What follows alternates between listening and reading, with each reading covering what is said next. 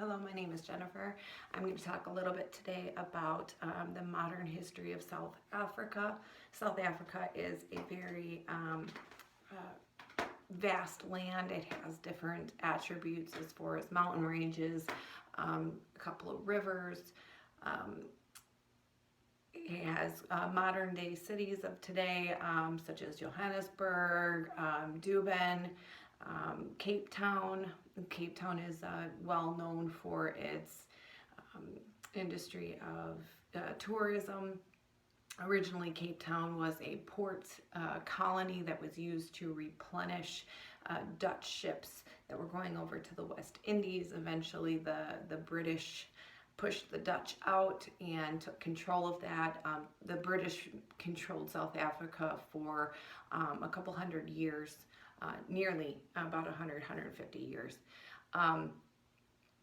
In the early 20th century, about 1910 is when the British gave South Africa independence. This was really a pseudo-independence because they had to remain part of the British Empire.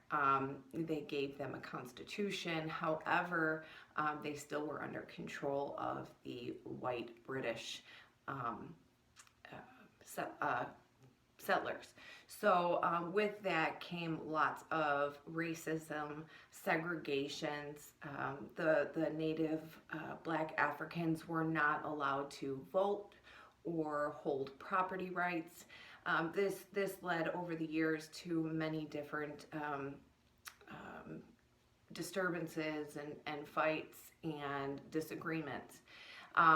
Between the era of World War I and World War II, South Africa did participate in those wars, although many native black Africans during World War II, they disagreed with their involvement in that war. They didn't feel that they needed to play a part in that, but because Britain was dragged into there, they also felt the need to, drag their colony into that as well.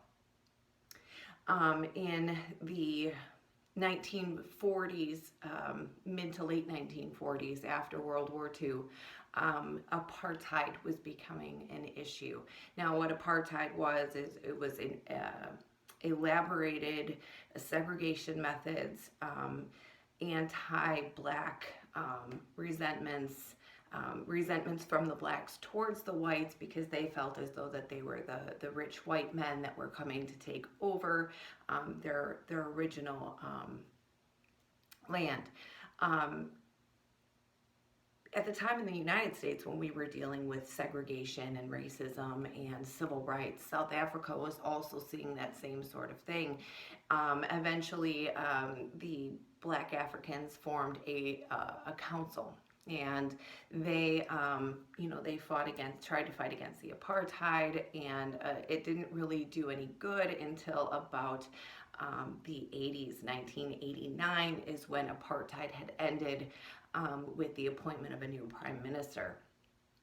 After apartheid had ended, that prime minister had also freed the political prisoner Nelson Mandela. Nelson Mandela previously in the 60s and 70s was very highly involved in anti-apartheid movements, and he was put into prison because of that. So when Nelson Mandela was freed in 1989, 1990, he also became president of South Africa in 1994. Since then, South Africa has been somewhat of a prosperous country. It started to, boom because of all the mining industry it had over the last 150 years.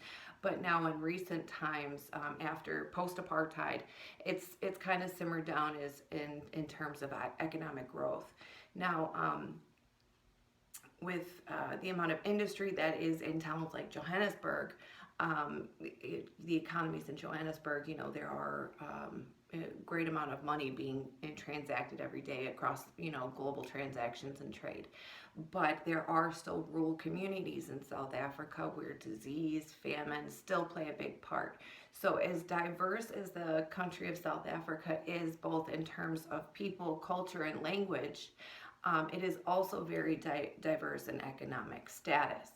So I hope you enjoyed this brief introduction into the history and of South Africa. Thank you.